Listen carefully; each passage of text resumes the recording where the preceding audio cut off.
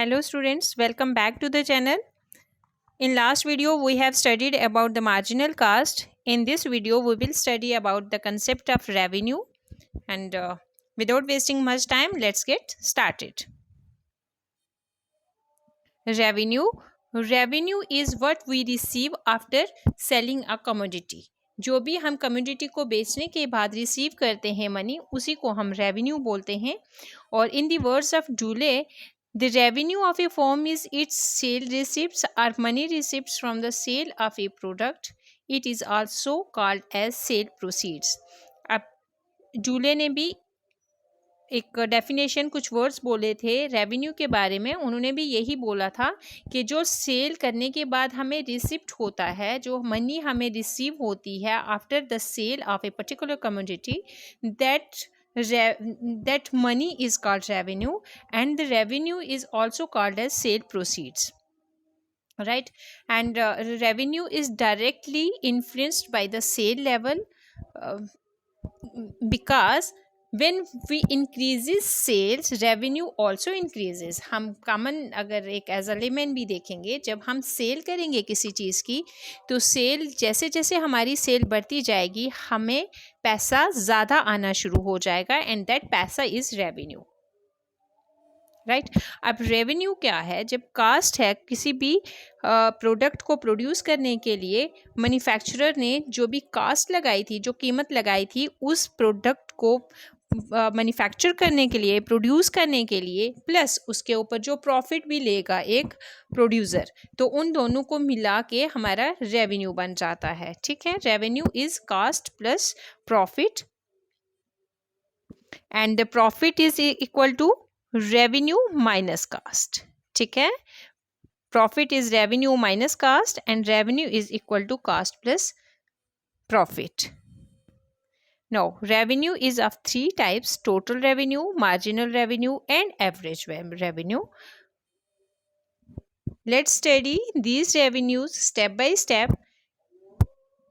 Total revenue. What is total revenue? Total revenue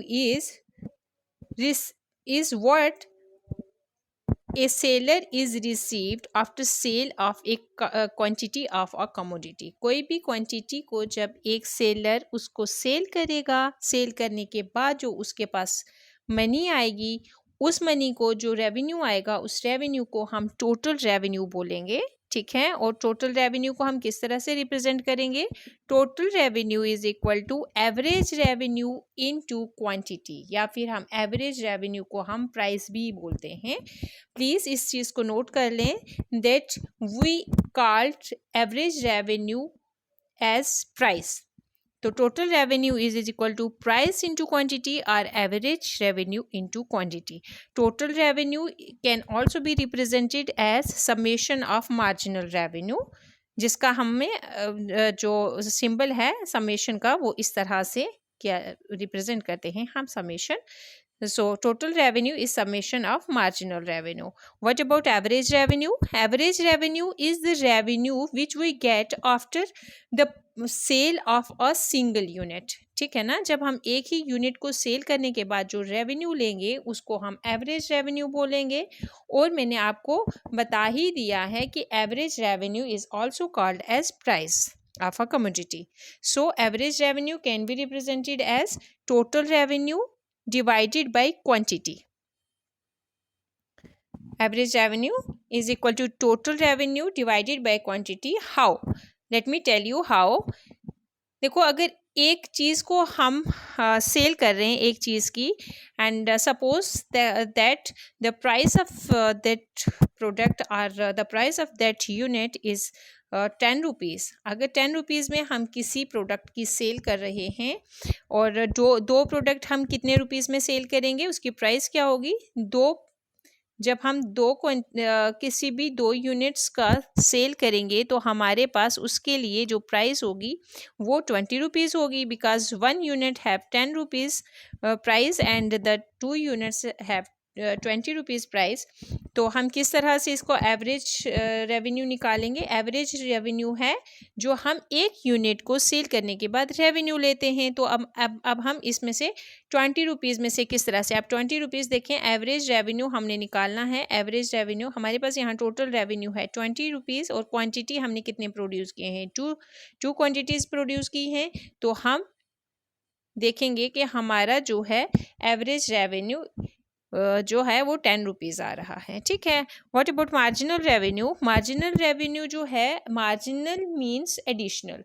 marginal revenue is the additional revenue which a seller gets after the sale of additional unit of a commodity. जब हम किसी भी एक commodity को produce करते हैं, उस produce करने के बाद सेल करते हैं, उसको यूनिट बाय यूनिट सेल करते हैं, तो जब हमने एक यूनिट को सेल कर दिया, उसके बाद हमने जब दूसरे यूनिट को सेल किया है, तो वो क्या है? वो एडिशनल यूनिट है। अब उस एडिशनल यूनिट को सेल करने के लिए जो भी रेवेन्यू हमारे पास आ रहा है, that revenue is called marginal revenue. ठीक है ना? आई होप कि आपको ये क्लियर हो गया होगा।